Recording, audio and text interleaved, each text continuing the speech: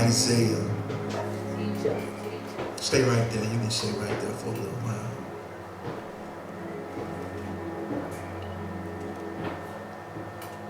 The book of Isaiah, the 45th chapter. And we're going to look at one particular verse as our foundation, as our compass over the next few weeks. And it is verse 15. If you have it, say amen.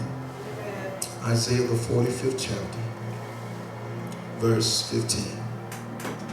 And it reads, "Verily, thou art a God that hidest thyself, O God of Israel, the Savior." I'm going to read it again. He says, "You are a God that hides thyself, O God of Israel, our Savior." We're going to use for a thought my backstage pass. Tell your neighbor, say, neighbor, we're going to use our backstage pass. Amen. You may be seated. You know, I believe that we are often, even in our spiritual development, in our spiritual maturity, there are times that our life is filled with ambiguity. Our life is filled with uncertainty. Our life is filled with times where it seems like we're not going in the direction that we want to go. And if that's not enough, there are times that not only do it seems like I'm not able to come to the conclusion as to where I am and where I'm going, but sometimes it seems like I cannot find God. It seems like I cannot see God. Deacon Shaw, it seems like God is afar off.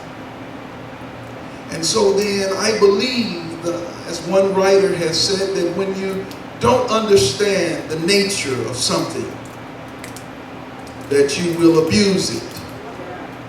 I believe also when you don't understand the nature, the character of something, that you will also neglect it. I believe when you don't understand the character, the nature of even an individual, of even God, that sometimes you can reject him.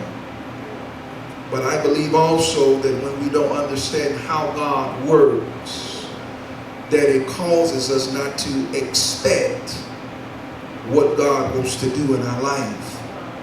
And so then I believe that we've come to this place now in our journey because there are people who are trying to get a compass as to where they are. They understand what they're doing. They understand where they are trying to go, but it seems like what they are doing is not adding up. It seems like what I'm doing will not amount to anything. And so then it puts us in a posture where we begin to seek God and begin to call on God and begin to ask God, God, give me some direction, give me some clarity, because I'm at a place in my life where my life seems to be an enigma. My life seems to be a puzzle. My life seems to be just a big riddle, and I'm not able to figure out what's really going on. And so then I begin to call on God, and it seems like I cannot get an answer from God. And even if it wasn't enough, Sister Melissa, not to get an answer from God, sometimes I believe, God, even if you don't say nothing, show me a sign. Show me something that lets me know that what I'm doing, that I'm on the right track. I know your word says that an adulterous generation seeking after a sign, but I'm not seeking after a sign because of my disbelief or my faith, but I'm seeking a sign because I want to make sure that I'm on the right track. I'm seeking a sign because I want to please please you in everything that I do. I'm seeking a sign because, God, I don't want to go in the wrong direction, because I understand that it won't only cost me time, but could cost me headache and heartache. And so, God, I'm not petitioning you, God, for a sign because I don't believe that you are God, and that I don't believe that I am your child, but I'm seeking you, God, because I want to make sure that what I'm doing is what you call me to do, God. I want to make sure that what I'm doing, God, is not in direct opposition to your word, God. I'm seeking a sign, God, because I want to make sure that I don't get caught up in the flesh and begin to do something prematurely, God. I'm seeking a sign, God, because I want to make sure, God, that I don't say things that contradict what I've been praying about, God. God, I'm seeking a sign, God, because I want to make sure, God, that I don't judge a situation prematurely, God. God, I'm seeking a sign because I want to know, God, should I go to the left or should I go to the right, God? God, I'm seeking a sign because I want to make sure, God, that what I'm doing, God, is sanctioned by you, God. Yes, indeed, God. I need, God, for you to manifest in such a way that I understand without a doubt that what I'm doing, you have ordained it, God. I want to make sure, God, that what I'm doing, God, is according to your word, where you say that the steps of a good man are ordered by you, God. And you said that your word is a lamp unto my feet and a light unto my path, God. And so, God, I'm petitioning you, God, because I don't want to miss the mark. Tell your neighbor, don't miss it. Don't miss it. Don't miss it. And so, God, I need you to show up, God. If you don't show up, show me something that lets me know that I'm on the right track.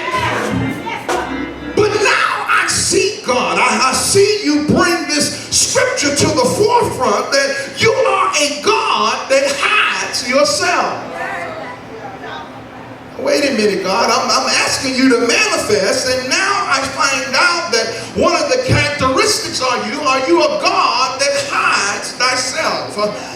Yes, I know you are God. Your word tells me that it is the glory of God to conceal a thing. I understand that the thing would be concealed. I didn't know you would be. I wish I had some help in this place. I know there are some knowledge, some wisdom that's been concealed, that's been hidden for me, but I didn't realize that you were the God that's also hidden, God. I didn't realize that you are hidden as well. So then I'm in this place, God, where my mind is trying to gravitate. If you are a God that hides, then how can I find out where I am? Tell your neighbor you need a backstage pass. You need a backstage pass. You need a backstage pass. I want you to turn with me to the book of Job tonight. Turn with me to the 35th chapter, because we find ourselves trying to ascertain where we are, and we often try to use, watch this, we try to use former or present signs or conditions or markers to identify where we are. We try to use things that we've been exposed to as to earmark and to define where we are. If I can find something that's familiar, in other words, then I understand where I am. It's like when you're traveling down the highway, you kind of make it, you make landmarks. You try to find things that you can identify. Oh, I remember that house right there, so I know I'm close to my destination. But there are times when there's nothing around me that looks familiar.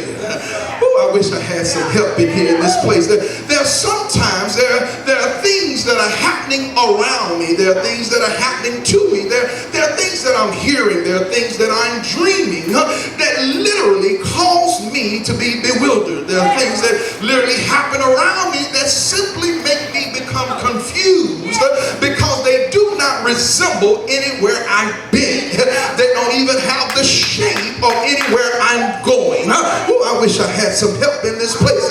And so then I find myself trying to find out, where am I? I'm trying to use what I already already know, and based upon what I already know, I still don't have a compass as to where I am.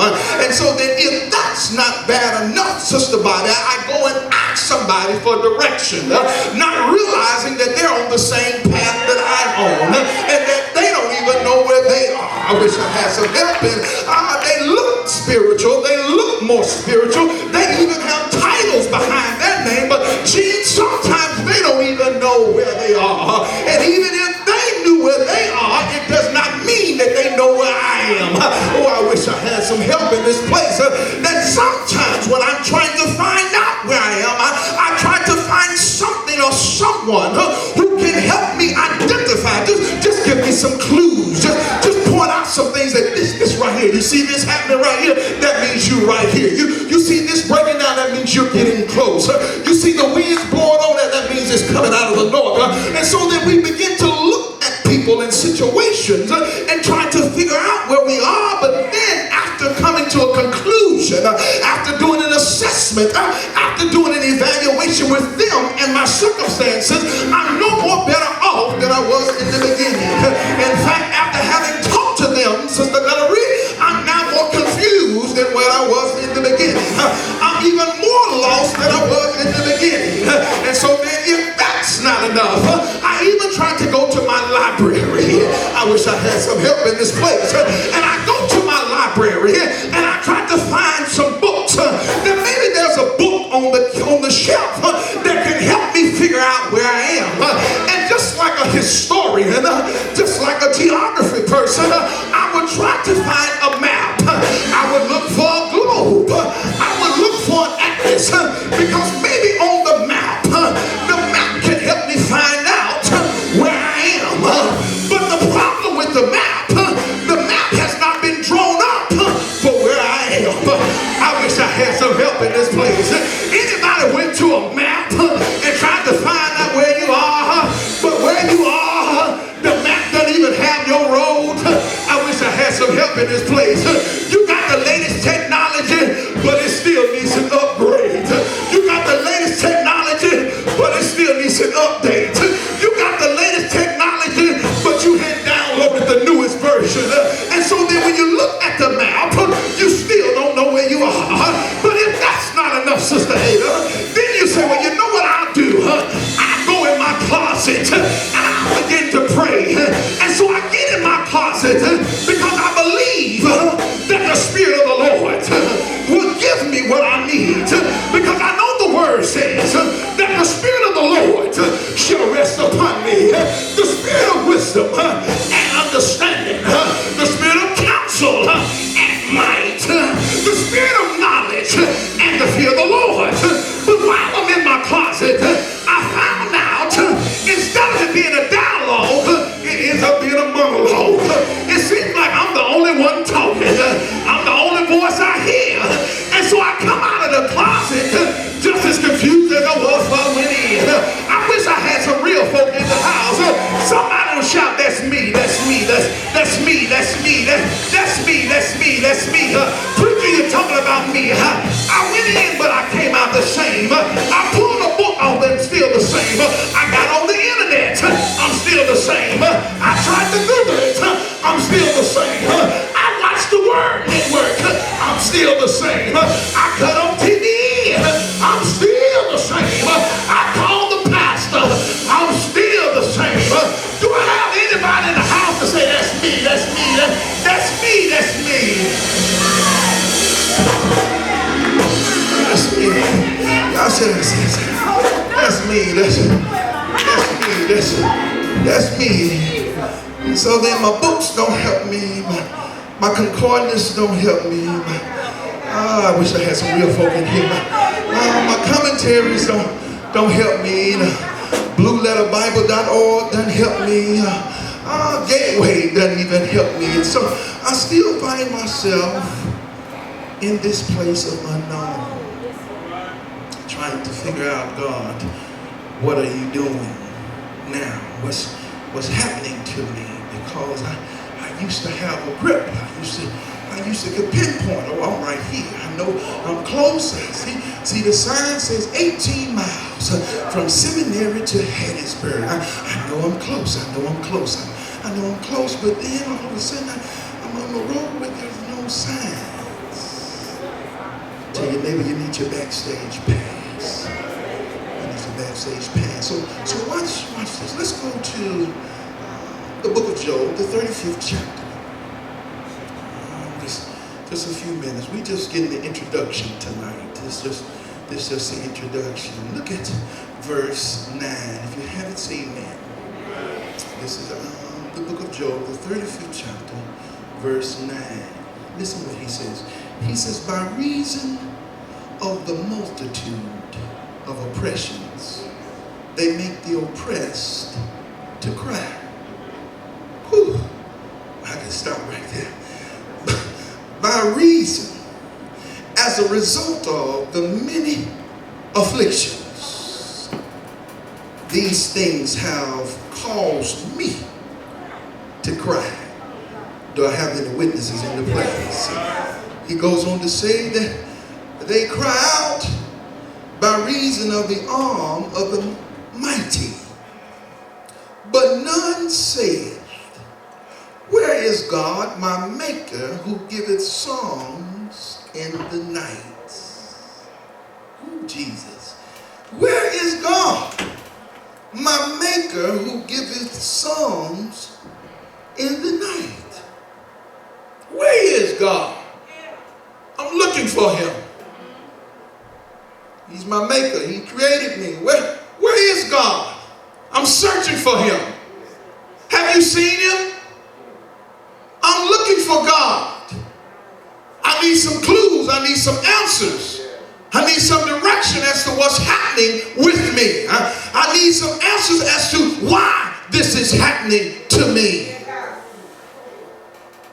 Because I'm trying to find out what's going on with my life, because it seems like my life is turned upside down. That's why he says there's a multitude of oppressions.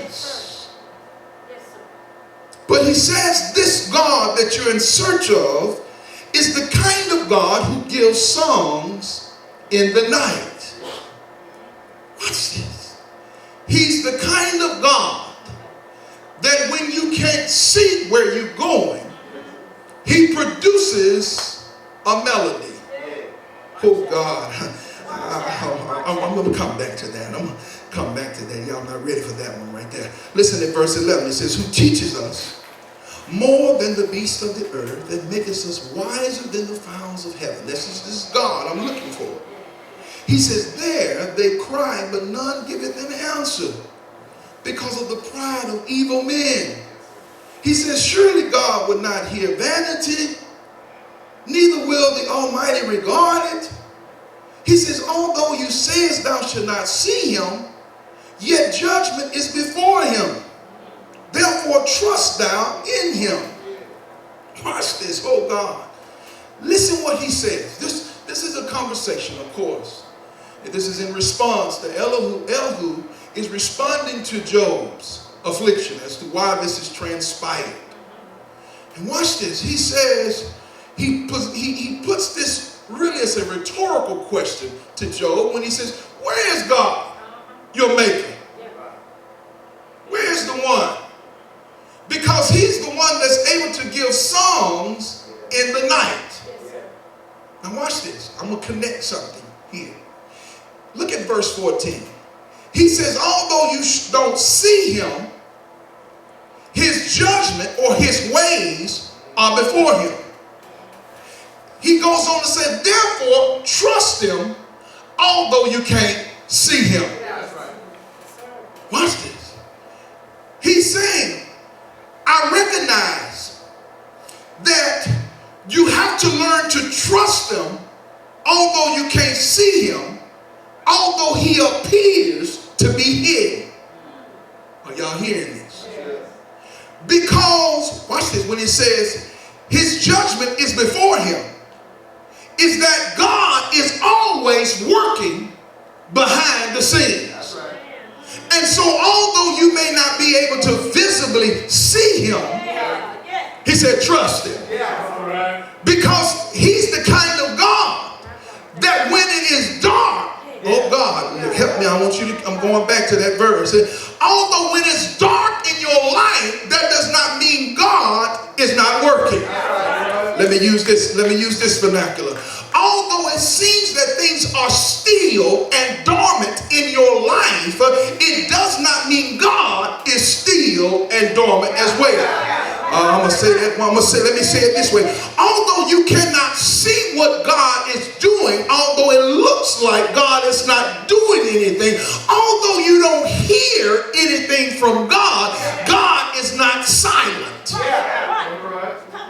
Because even in the nighttime, watch this, even in the nighttime, God is able to do something that you cannot do. He says that God produces songs in the night. God is the kind of God that although it looks like you're in a dark place, oh God, help me in this place. Although it looks like you're in the midst of a night season, it does not mean God is not working. Just because we go to sleep at night does not know God. I wish I had some Bible readers in here that said the Bible says God is not slack concerning his promises. And so although it looks like God is not doing anything, it's because what God is doing is behind the scenes. Oh, I wish I had some help in this place. I've been sent to encourage someone to understand that what God is doing now, he's working behind the scenes. And so then what you're looking at is what's on the stage. And so then you don't see nothing happening on the stage of your life. So you believe that you're at an intermission. No. Tell your neighbor, that's not me. That's not me. No. What God is doing is he's getting you ready for the next act. Oh, I wish I had some witnesses. Look at your neighbor and say, neighbor, you're the main star in your own movie. Oh, I wish I had some help in this place. And you ever watch a movie and you already know based upon the movie that the main star can't die? I wish I had some help in this place. You know, even if it's 15 minutes into the movie, I don't care how bad the odds look, you know that he can't die. Because if he died, what's the sense of the movie? But you already know that the movie's supposed to be an hour and a half. So in the first 15 minutes, no matter what it looks like, I know he gonna come out. I don't know how he gonna come out, but I know he gonna come out.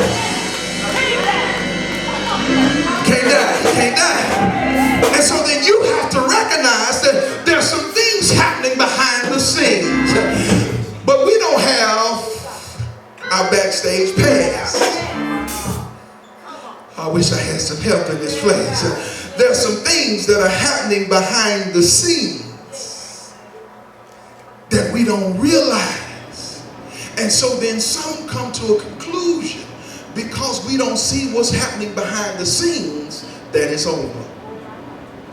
Oh, God, help me in this place. Because we don't see the next act happening though, or the act is not happening as soon as we want it to happen, we believe that the movie is over. That the situation is over, that God is through. Tell your neighbor, God not through.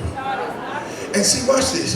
You may not see God working or feel God working, but he's always working.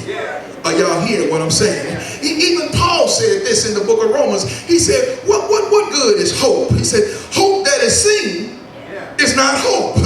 He said, but what a man seeth, what does he hope for? If you see what's already happening, what are you hoping for? If you already know what's going to happen, what's the need of faith? And so then God gives us faith in the absence of, oh, y'all missed that right there. I'm going to say it one more time. God gives us faith in the absence of the tangible and the visible manifestation of his will. I'm going to say that one more time. God gives us faith in the absence of the visible and the tangible manifestation of his will. Wait a minute, Pastor, that didn't make sense to me.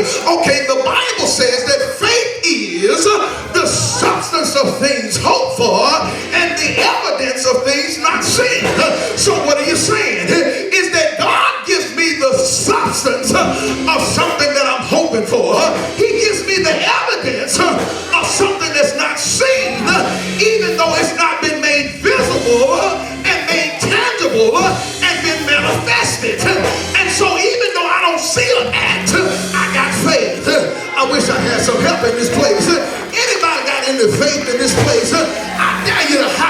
somebody and tell them, exercise your faith.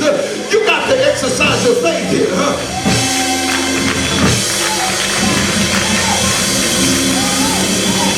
You say, why I need the faith right now? It's because the faith is what gets you to the backstage. Oh, man, y'all missed that one right there.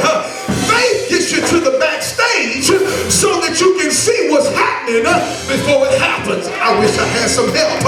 I'm going to say it one time. He says, faith is the substance of things hoped for and the evidence of things not seen. And so then what faith does is it escorts me into the place that's behind the scenes so that I can see, not in the natural, but I can see in the spirit realm what God is getting ready to do. So I can see behind the scenes that my life ain't over, that my situation ain't over. It might look catastrophic, but it's not over.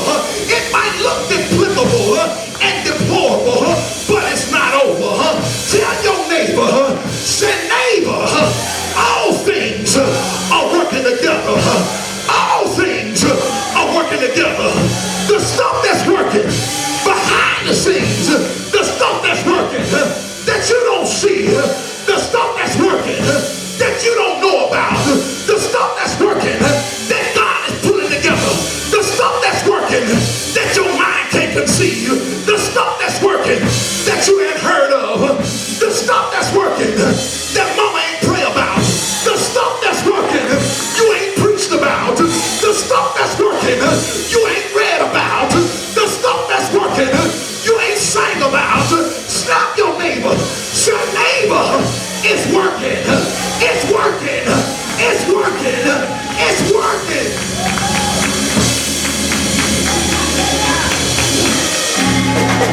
So exercise your faith. You got to use your backstage pass, because when you use your backstage pass, then you can step behind the curtain and then you say, oh, that's what's about to happen. God is setting up this. The exponential is about to happen.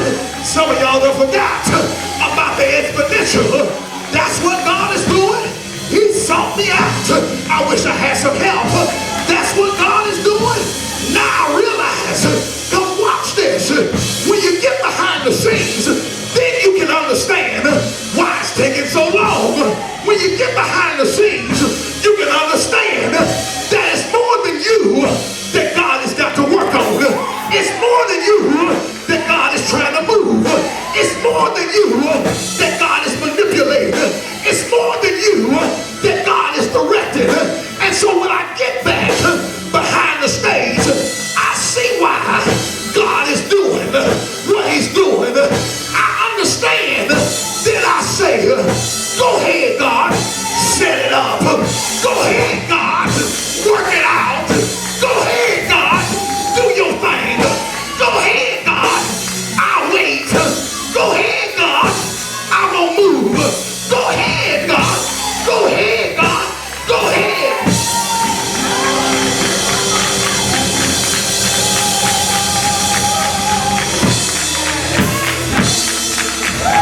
I see what he's doing. I understand. Because see, sometimes when you look at a movie, just because the characters start out in the beginning, not every character shows up in the end. Oh, what are you saying, Pastor? There are some folk God has got to move out of your life. There are some folk God has to fade out of your life. But then you got to know there are some folk God got to usher in. There are some things God has to bring up. There are some things that God moves out. I wish I had some help. Anybody want God to work it? Somebody shout, work it, God!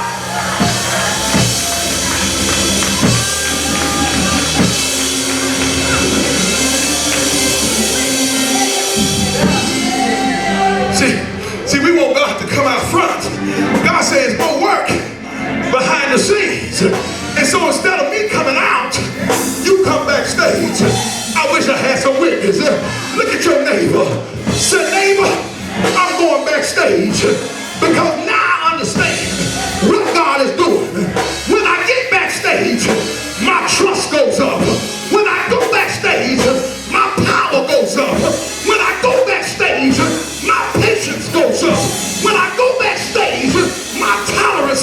when I go backstage, my faith elevates.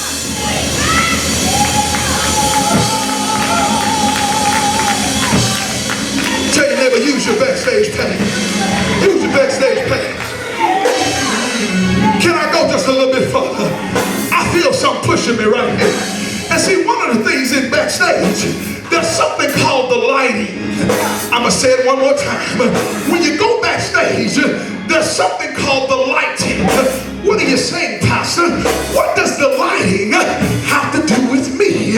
Well, the lighting is important because the lighting does two things. It illuminates what you can't see, but what it also does is hide stuff that you don't need to see. I wish I had some help. There's some stuff God trying to blind us to. There's some stuff God kind of cover up. There's some people God don't want you to see no more. There's some stuff God don't want you to use no more. Can I help somebody? God is trying to close the light on your past. I wish I had some folk right here. Anybody got a past that you don't want the light on? That you ready for God to dim that, God? Dim that, dim.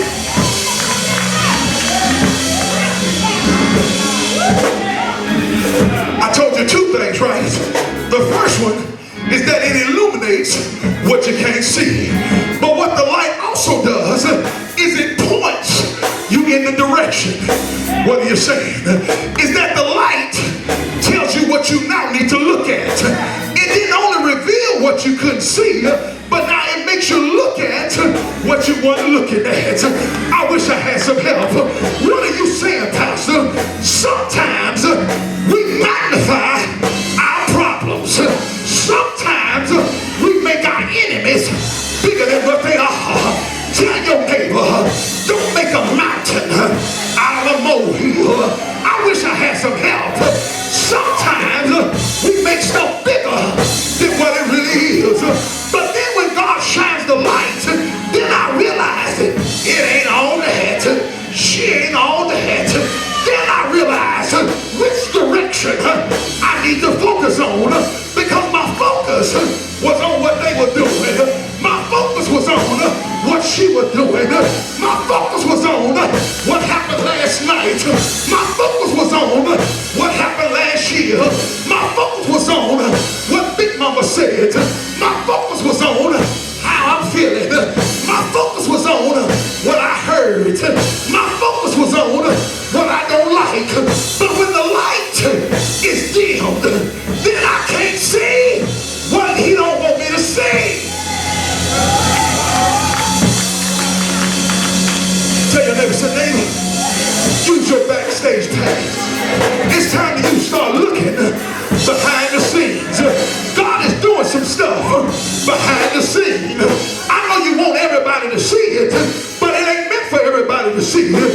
Some stuff God does in secret because he don't need everybody to see what he's about to do. I'd rather help somebody right here.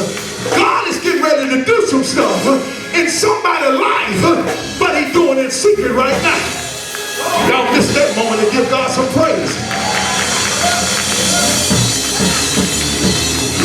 You want it to be visible.